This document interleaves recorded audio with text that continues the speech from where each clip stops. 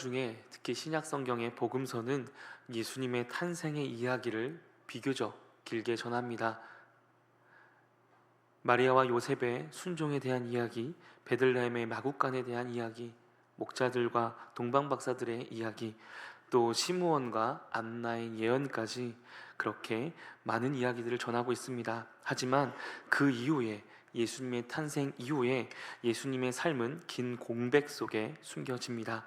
마치 갑자기 시간을 뛰어넘듯 30살쯤 요단강에서 세례를 받으시는 장면으로 바로 이어집니다. 그렇다면 우리는 질문을 하게 되고 궁금증을 자아내게 됩니다. 예수님께서 요단강에서 세례 받으시기 전까지 그 사이에 예수님은 무엇을 하셨을까? 복음서는 대부분 침묵합니다. 그런데 오늘 읽은 누가복음은 아주 특별하게 단 한 장면을 기록합니다. 예수님이 12살 되었을 때 예루살렘 성전에 있었던 사건이 바로 그 이야기입니다. 본문 41절로 42절의 말씀입니다. 제가 읽겠습니다. 그의 부모가 해마다 6월절이 되면 예루살렘으로 가더니 예수께서 12살 되었을 때에 그들이 이 절기의 관례를 따라 올라갔다가, 예수님의 부모는 매년 6월절이 되면 예루살렘에 올라갔습니다.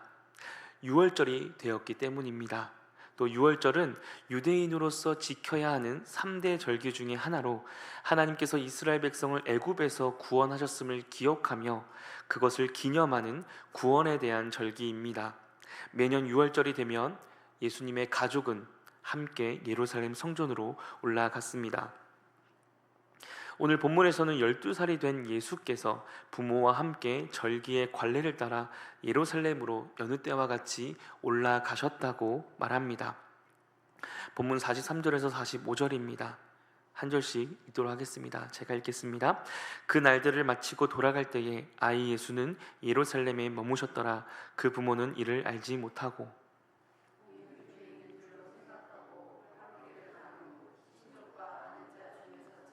함께 읽겠습니다. 만나지 못함에 찾으면서 예루살렘에 돌아갔더니, 예수님의 가족은 이 유월절 절기를 다 지킵니다. 그리고 자신의 고향인 나사렛으로 돌아갑니다. 그런데 하루길을 간 후 12살의 예수가 무리 중에 없다는 사실을 발견하게 됩니다. 우리는 여기서 질문이 하나 생깁니다. 어떻게 자신의 아이가 사라진 줄도 모르고 하루라는 시간 동안을 걸어갈 수 있었는가입니다. 어떤 사람은 부모가 자녀를 신경 쓰지 않고 아끼지 않은 것은 아닌가라며 반문하기도 합니다. 부모가 자녀를 사랑하지 않았던 것입니까? 그렇기에는 요셉과 마리아는 천사를 통해 예언을 듣고 신비로운 방식으로 자신의 자녀인 예수를 낳았습니다. 그리고 여러 사람들을 통해 예수의 특별함을 이미 알고 있었습니다. 예수의 부모는 결코 자신의 자녀인 예수를 아끼지 않았다거나 사랑하지 않은 사람들이 아니었습니다. 그렇다면 어떻게 아이를 잃어버린 줄도 모르고 하룻길을 걸어갔습니까? 이 질문에 대한 답변은 당시 문화를 살펴보면 충분히 이해될 수 있는 상황이었다라는 것을 우리는 알 수 있습니다. 본문 44절입니다. 함께 읽겠습니다. 시작. 동행 중에 있는 줄로 생각하고 친족과 아는 자 중에서 찾되. 예수의 부모는 동행하는 무리 중에 예수가 있는 줄을 생각하고 하룻길을 걸어갔다고 기록합니다. 그 후 친족과 아는 자 중에서 예수를 찾았지만 찾지 못했습니다. 당시에는 친족과 이웃들이 함께 이동했습니다. 절기 때가 되면 하나의 가족 단위로 이동하는 것이 아니라 친족과 이웃이 함께 이동했고, 또 남자는 남자들끼리, 여자는 여자들끼리 이동을 했습니다. 자녀들은 부모와 함께 가기도 했고, 또 때로는 친족과 이웃에게 맡겨져 그렇게 따라 걸어가기도 했습니다. 아마도 예수의 아버지 요셉은 자신의 자녀인 예수가 마리아와 있었을 것이라고 생각했을 겁니다. 반대로 어머니 마리아도 예수가 요셉과 함께 있을 것이라고 당연하게 생각을 했을 겁니다.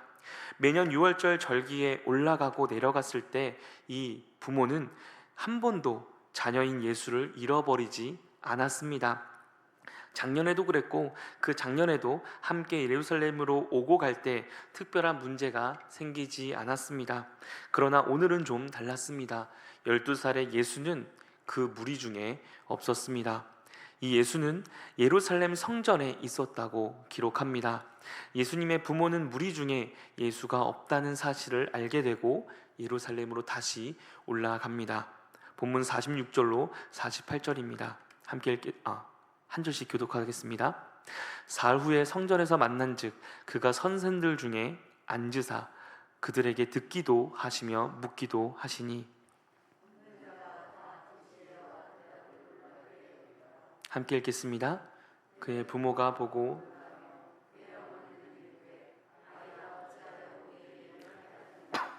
보라, 내 아버지와 내가 근심하여 너를 찾았노라. 절기를 마치고 고향으로 하룻길을 간 뒤 다시 예루살렘으로 하룻길을 돌아가 셋째 날이 되었을 때에 예수를 성전에서 만납니다. 열심히 찾아다녔을 겁니다. 자신의 자녀이기 때문에 열심히 찾았을 것이고, 또 놀라운 경험을 통해 얻게 된 예언의 아이를 찾기 위해서 예루살렘을 돌아다녔을 겁니다. 그런데 이 예수가 율법을 가르치는 선생들 중에 앉아서 그들의 말을 듣고 물으며 이야기를 하고 있는 모습을 부모가 발견하게 됩니다. 그 내용이 무엇이었는지 우리는 알 수 없지만 듣는 사람들 모두가 그 지혜와 그 대답을 들으며 놀랐다고 말합니다. 새번역 성경은 이 놀랐다라는 표현을 조금 더 명확하게 번역해서 이렇게 표현합니다. 경탄했다. 경탄했다. 예수의 말을 듣고 선생들은 모두 경탄했고 그것을 보았던 부모도 경탄합니다. 12살이라는 어린 나이, 그 어린 나이에 놀라운 지혜를 보고 선생들은 경탄하며 특별한 아이라고 여겼습니다. 그것을 듣고 있던 선생들뿐만 아니라 부모도 그것을 보고 놀랍니다. 근데 그 놀라움보다도 그를 찾았다는 안도와 또 그를 찾기 위해서 뛰어다녔던 그 답답한 시간과 또 그 아이를 향해서 얼마나 속상한 마음이 들었겠습니까? 그래서 그의 어머니 마리아는 이렇게 이야기합니다. 그의 어머니는 이르되 아이야 어찌하여 우리에게 이렇게 하였느냐? 보라, 내 아버지와 내가 근심하여 너를 찾았노라. 당연한 말입니다. 한 번도 이런 적이 없었는데 이렇게 부모를 놀라게 하였느냐라는 질문입니다. 어떤 부모든 당연하게 나오는 물음입니다. 부모라면 당연히 물어볼 수 있는 일반적인 반응입니다. 어떻게 나를 근심하게 하였느냐? 어떻게 이렇게 하였느냐? 이런 일반적인 반응입니다. 그런데 이 일반적인 반응에 예수님은 조금 특별하게 대답하십니다. 본문 49절로 50절 말씀입니다. 제가 읽겠습니다. 예수께서 이르시되 어찌하여 나를 찾으셨나이까? 내가 내 아버지의 집에 있어야 될 줄을 알지 못하셨나이까 하시니 그 부모가 그가 하신 말씀을 깨닫지 못하더라. 예수님의 첫 번째 반응은 이랬습니다. 어찌하여 나를 찾으셨습니까? 이것이 예수님의 첫 번째 반응입니다. 어찌하여 나를 찾으셨습니까? 너무나도 황당한 답변이지 않습니까? 부모라면 당연히 자신의 자녀를 잃어버렸을 때 근심하고 걱정하며 찾아다니지 않겠습니까? 그렇게 겨우겨우 찾은 자녀의 말은 이 말입니다. 어찌하여 나를 찾으십니까? 이 말은 모두를 놀라게 합니다. 그 지혜로 모든 선생들과 부모를 놀라게 했던 예수님의 첫 마디는 그의 부모와 지금 현재 본문을 바라보고 있는 우리 모두를 놀라게 합니다. 부모가 잘못한 것은 없었습니다. 여느 때와 같은 한 해의 행사였습니다. 한 번도 잃어버린 일이 없었습니다. 부모의 잘못이 아닙니다. 부모가 신경을 쓰지 않아서 이런 사태가 일어난 것이 아닙니다. 그것은 성경이 이렇게 이야기하고 있기 때문입니다. 이 모든 일의 시작은 예수님에게 있었다라고 성경은 말하고 있습니다. 본문 43절입니다. 제가 읽겠습니다. 그 날들을 마치고 돌아갈 때에 아이 예수는 예루살렘에 머무셨더라. 그 부모는 이를 알지 못하고. 부모가 아이를 잃어버린 것입니까? 그것이 아니라 아이 예수가 자발적으로 부모 모르게 예루살렘에 머물러 있었습니다. 이 모든 사건의 시작은 예수님께 있었습니다. 그렇다면 우리는 질문해 보아야 합니다. 예수님께서 왜 이렇게 하셨는가? 예수님께서는 왜 이렇게 모두를 놀라게 하시고 모두를 주목하게끔 하셨는가? 과연 어린 마음에 그런 것입니까? 모두가 경탄할 만한 놀라운 지혜를 가지고 있던 예수님께서 이 모든 사건을 시작한 이유는 그 분명한 목적이 있었다라는 사실을 우리는 기억해야 합니다. 예수님은 예루살렘에 머무셨습니다. 그리고 어찌하여 나를 찾습니까? 라는 이해되지 않는 질문으로 부모와 여기에 모인 모두를 놀라게 하십니다. 왜 그러신 겁니까? 본문 49절 그리고 50절이 그 해답을 우리에게 알려줍니다. 본문 49절로 50절을 함께 읽겠습니다. 시작. 예수께서 이르시되 어찌하여 나를 찾으셨나이까? 내가 내 아버지 집에 있어야 될 줄을 알지 못하셨나이까 하시니 그 부모가 그가 하신 말씀을 깨닫지 못하더라.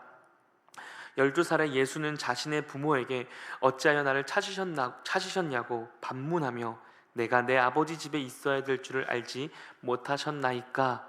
라는 말을 합니다. 여기 표현에 이 집이라는 단어가 있습니다. 내가 내 아버지의 집에. 여기서 이 집이라는 단어가 사실 원어 성경에는 들어있지 않은 단어입니다. 더 정확히 번역하면 내가 내 아버지의 일들에, 내가 내 아버지에 속한 것에 있어야 됩니다 라는 표현이 조금 더 적절합니다. 그러나 문맥에 따라서는 예수님께서 성전에 계셨기에 집이 될 수도 있고 하나님의 속한 일이 될 수도 있습니다. 그러나 오늘 본문의 핵심이 되는 단어는 집이냐 혹은 속한 일이냐가 아니라 내가 내 아버지라는 표현입니다. 이 말은 이해되기 어려운 말입니다. 어느 정도로 이해되기 어려운 말이냐면 예수님을 가장 잘 알고 있는 부모들도 깨닫지 못할 만큼의 말이었습니다. 누가복음은 1장부터 오늘 본문에 이르기까지 다양한 사람들의 말들이 등장합니다. 세례 요한의 부모인 엘리사벳과 사가랴, 그리고 예수의 어머니인 마리아, 목동들, 노년의 시므온과 안나 등 다양한 사람들이 예수가 특별한 아이라는 예언의 말을 했습니다. 그 많은 사람들의 말들 중에 복음서의 주인공이라고 할 수 있는 예수님께서 오늘 본문에서 처음으로 말씀하십니다. 그 처음으로 말씀하시는 예수님의 첫 고백이 바로 이 고백입니다. 내가 내 아버지의. 분명히 마리아의 질문은 이것이었습니다. 본문 48절입니다. 그의 부모가 보고 놀라며 그의 어머니는 이르되 아이야 어찌하여 우리에게 이렇게 하였느냐? 보라 내 아버지와 내가 근심하여 너를 찾았노라. 여기서 너의 아버지는 요셉을 가리킵니다. 그런데 예수님은 다른 아버지를 가리키며 말씀하고 있습니다. 예수님께서 말씀하신 첫 번째 고백의 내 아버지라는 그 문장의 단어의 뜻은 하나님이 나의 아버지라는 고백입니다. 오늘 본문에 이르기까지 예수를 향해서 여러 예언과 여러 이야기들이 등장했습니다. 그 모든 것을 하나로 정리하듯이 예수님께서는 하나님께서 나의 아버지시며 나는 하나님의 아들이라는 사실을 자신의 입을 통해서 말씀하고 있는 것입니다. 누가는 이것을 보여주기 위해 마리아의 말과 예수님의 대답을 대조합니다. 보라 내 아버지와 내가 근심하여 너를 찾았노라 라는 이 질문에 예수님께서 내가 내 아버지의 집에 있었습니다 라는 말을 대조하며 이것이 중요하다는 사실을 강조합니다. 예수님의 아버지가 요셉이지만 예수님은 분명히 하나님의 아들이시고 하나님을 아버지라고 부르는 존재라는 것을 오늘 성경은 강조합니다. 그러나 부모는 이 말을 깨닫지 못합니다. 왜냐하면 그 누구도 하나님을 향해서 감히 아버지라고 부르지 않기 때문입니다. 아니 사실 아버지라고 전혀 부를 수 없기 때문입니다. 지금은 우리는 하나님을 향해서 편하게 아버지라고 부릅니다. 심지어 놀랄 때도 우리는 뭐라고 이야기합니까? 아이고 아버지 라며 우리는 하나님을 향해서 아버지라고 외치며 놀라기도 합니다. 지금은 너무나도 자연스러운 표현이며 편한 표현입니다. 그러나 당시에 하나님을 향해 아버지라고 부르는 것은 결코 용인될 수 없는 표현입니다. 하나님의 이름을 부르는 것조차 신성모독이라고 여겼기에 하나님을 향해서 감히 아버지라고 부르는 것은 상상할 수도 없는 표현인 것입니다. 너의 아버지 요셉이 근심했다는 질문에 예수님은 나는 내 아버지의 것에 혹은 나는 내 아버지의 집에 라고 표현하는 것을 당연히 그 부모는 이해할 수 없었을 것입니다. 그런데 이 답변을 위해서 예수님께서 오늘 예루살렘 성전에 머무셨습니다. 나는 하나님을 아버지라고 부르는 하나님의 아들입니다. 이것을 알려주시기 위해 예수님께서는 3일이라는 시간 동안 12살이라는 아이의 몸으로 예루살렘 성전에 머무셨습니다.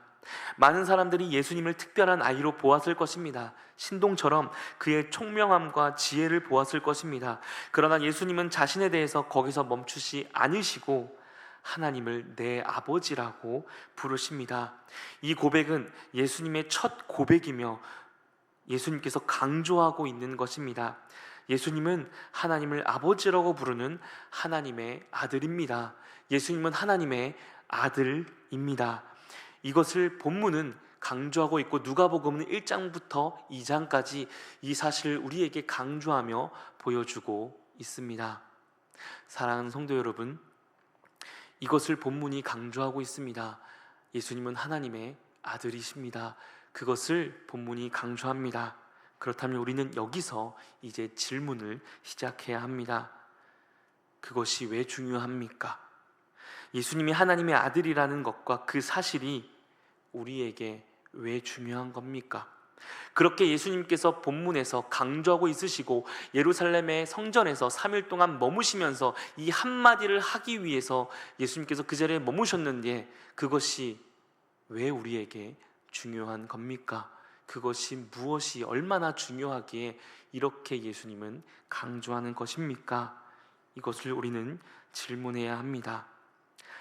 예수님께서 하나님의 아들이라는 사실이 왜 우리에게 중요합니까? 예수님이 하나님의 아들이라는 것은 그것이 사실이라는 것과 이 사실이 우리를 살리고 우리로 오늘을 살아갈 수 있도록 이끌어 주기 때문에 중요합니다. 예수님이라는 존재가 다른 사람보다 뛰어나고 총명하고 어떤 위대한 존재 그 정도라면 예수님의 죽음은 그렇게 큰 의미가 없는 죽음입니다.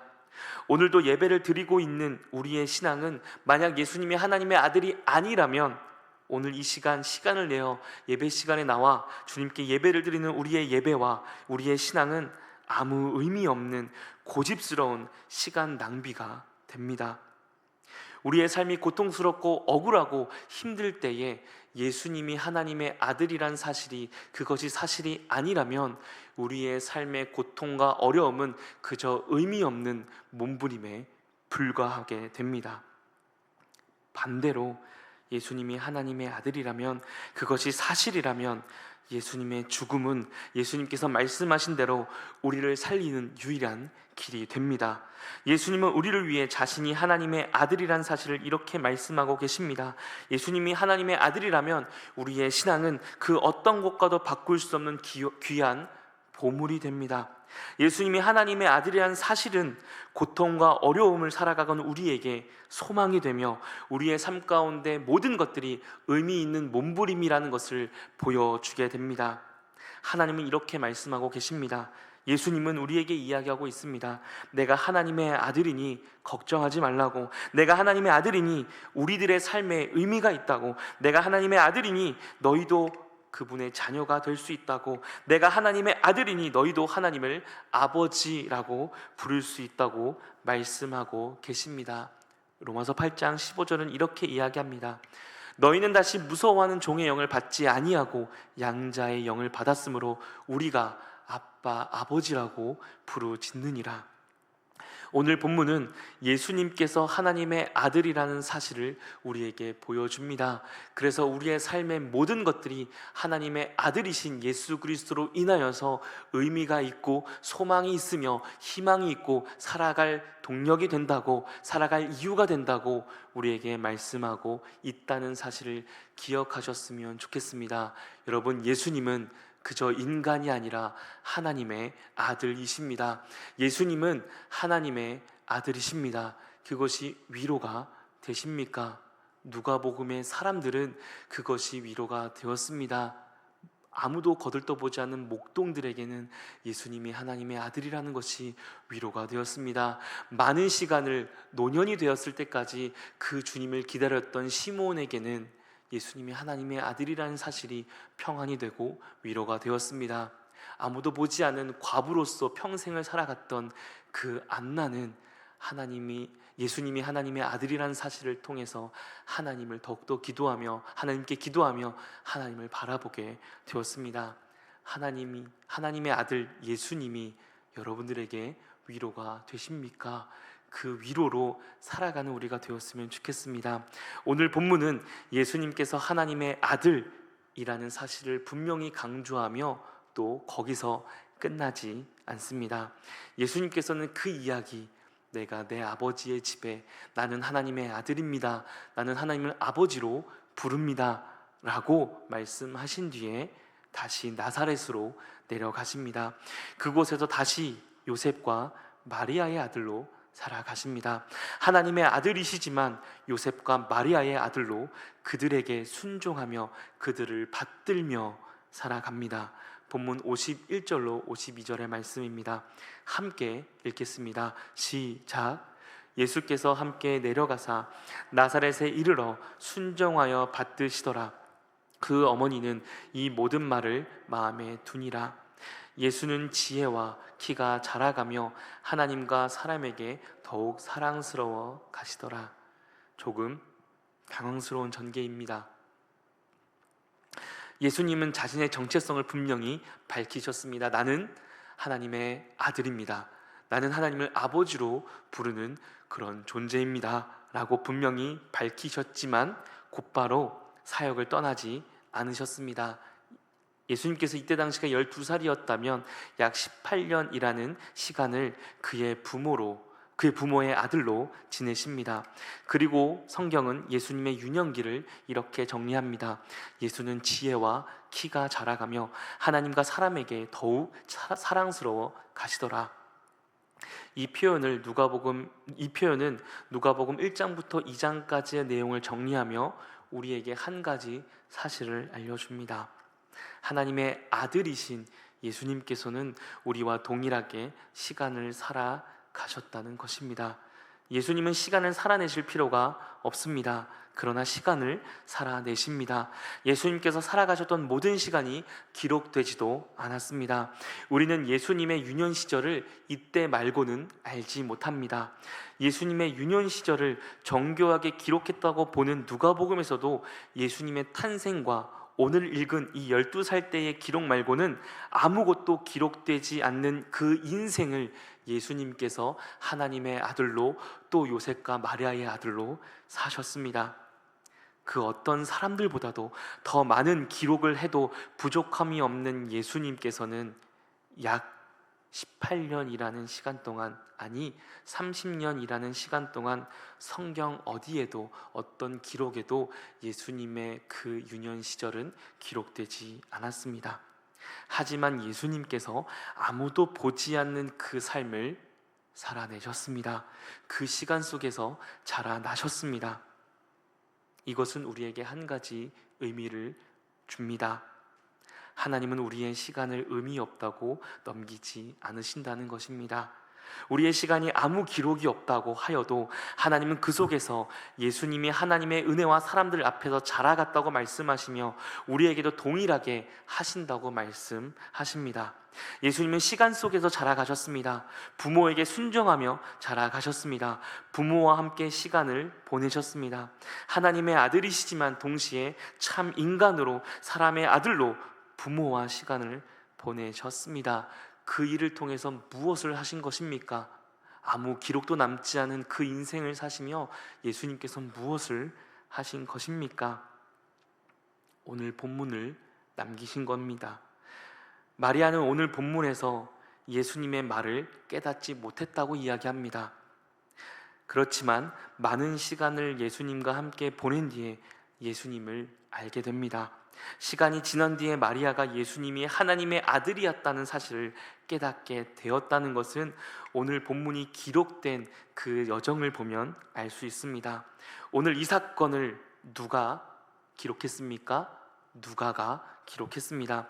누가는 이것을 기록하기 위해 많은 자료들을 모읍니다. 12살의 예수의 사건을 누가가 어떻게 기록했을까를 쫓아가다 보면 이런 결론이 나오게 됩니다. 예수의 어머니 마리아가 이 사건을 누가에게 알려줬다는 사실입니다. 자신이 아이를 잃어버린 사건을 알려줍니다. 왜 그랬을까요? 자신이 아이를 잃어버린 사건을 왜 알려줬을까요? 그때는 깨닫지 못했던 것을 마리아는 그때 가서야 예수님께서 하나님의 아들이라는 사실을 분명히 알게 되었을 때에 이 사건을 누가에게 알려줍니다. 그 당시에는 전혀 이해되지 않았던 말을 예수님과의 삶을 함께 살아가면서 예수님은 하나님의 아들이라는 사실을 마리아는 깨닫게 되면서 이 사건을 알려줍니다. 예수님은 그 시간들을 사용하셨습니다. 그 시간 속에서 자신의 어머니 마리아가 깨달을 수 있도록 그 시간을 주십니다. 우리에게도 마찬가지입니다. 혹시 우리의 인생을 살아갈 때에 기록되지 못하는 시간을 살아가십니까? 아무도 주목하지 않는 시간을 살아가십니까? 평범한 삶을 살아가고 계셨습니까? 예수님도 그렇게 사셨습니다. 그리고 그 속에서 예수님은 자신을 알려주십니다. 깨달을 수 있도록 시간을 사용하십니다. 모든 시간을 통해 예수님은 자신이 하나님의 아들이라는 사실을 보여주십니다. 아까도 말씀드렸지만 시므온의 그 많은 시간을 통해서 시므온이 나이가 들 때까지 하나님은 그 시간을 통해서 시므온에게 자신이 하나님의 아들이라는 사실 그 한 가지를 알려주기 위해 시므온을 기다리게 하셨고 안나를 기다리게 하셨으며 목동들을 기다리게 하셨습니다. 그 누구도 주목하지 않는 그들의 모든 시간들을 하나님은 사용하셔서 하나님의 아들 예수 자신이 하나님의 아들이라는 그 위로를 우리들에게 전해 주십니다. 사랑하는 성도 여러분, 예수님이 하나님의 아들이십니다. 그 사실을 삶 속에서 그 시간 속에서 때로는 그 누구도 주목하지 않으며 나도 주목하지 않으며 그 누구도 보지 않고 나도 의미 없다고 기록될 만한 것이 없는 하루를 살아간다고 할지라도 예수님은 그렇게 보지 않으십니다. 그 속에서 예수님은 자기 자신을 알려주십니다. 말씀을 마무리하겠습니다. 예수님은 하나님의 아들이십니다. 너무나도 잘 알고 있는 내용이지만 계속해서 되새겨야 하는 고백이 되어야만 합니다. 우리의 신앙의 기초이며 뼈대이며 신앙의 시작이기 때문입니다. 그래서 우리는 계속해서 이 신앙을 고백하지 않습니까? 전능하사 천지를 만드신 하나님 아버지를 내가 믿사오며 그 외아들 우리 주 예수 그리스도를 믿습니다. 예수님은 12살의 나이에 내 아버지 하나님을 내 아버지라고 말씀하시며 자신이 누구인지 처음으로 선포하셨습니다. 예수님은 하나님의 아들이셨습니다. 그러나 동시에 그분은 나사렛으로 내려가 부모에게 순종하며 평범한 삶의 시간을 살아내셨습니다. 하나님의 아들이지만 동시에 사람으로서 우리의 시간을 함께 걸어가시며 내가 너의 시간을 함께 걸어가겠다고 보여주셨습니다. 우리의 삶에도 기록되지 않는 시간들이 있습니다. 특별히 남을 만한 일도 없고 누구의 주목도 받지 못하며 심지어 스스로도 이 시간이 무슨 의미가 있나 라고 느낄 때가 있습니다. 그러나 예수님께서 나사렛에서 18년간 평범한 삶을 살아내신 것처럼 하나님은 우리의 평범한 일상과 시간을 결코 헛되게 두지 않으십니다. 그 시간 속에서 우리는 하나님의 아들이신 예수를 더 깊이 알아가고 동시에 그분 안에서 하나님의 자녀로 자라갑니다. 오늘도 우리의 시간을 허락하신 그 하나님을 기억했으면 좋겠습니다. 기록되지 않은 일상 속에서 하나님은 우리를 빚고 계십니다. 그 믿음의 기초는 예수님이 하나님의 아들이라는 사실입니다. 이 사실 위에 그 시간을 살아내셨으면 좋겠습니다. 예수님이 하나님의 아들이라는 사실은 단순한 교리가 아니라 우리의 시간과 삶 전체의 의미입니다. 우리를 살리는 사실이며 우리를 살아가게 하는 생명입니다. 그러므로 평범한 하루, 고단한 시간, 아무도 주목하지 않는 순간까지도 하나님 앞에서 하나님이 우리의 아버지시며 예수님은 하나님의 아들이라는 그 믿음으로 살아가는 우리 모두가 되기를 주님의 이름으로 간절히 축복합니다. 기도하겠습니다. 하나님, 우리의 삶의 시간 속에 오셔서 우리와 같이 그 시간을 살아가시며 우리의 모든 아픔과 고통과 어려움을 겪지 않으셔도 되는데, 그럼에도 불구하고 우리 삶에 오셔서 아파하시고 잠이 없으면 살아갈 수 없으며 먹어야만 살아갈 수 있는 그 인생을 살아내 주심에 감사합니다. 그것을 통해서 우리의 모든 것들을 알고 계시며 우리의 삶의 시간 속에 함께 하시며 그 시간들이 의미 없지 않다고, 의미가 있다고 말씀해 주시니 감사합니다. 그 우리의 삶 속에서 하나님이 우리의 아버지 되심을 찾아내고 발견해내고 예수 그리스도께서 하나님의 아들이시라는 사실을 더욱더 깊이 알아가고 하나님의 자녀로 우리가 누려야 할 것들을 누리며 하나님과 함께 동행하며 살아가는 우리 모두가 될 수 있도록 인도하여 주시옵소서. 예수님은 하나님의 아들이십니다 라는 것이 우리의 위로가 되고 우리의 평화가 되게 하여 주시옵소서. 감사하며 예수님의 이름으로 기도드렸습니다. 아멘.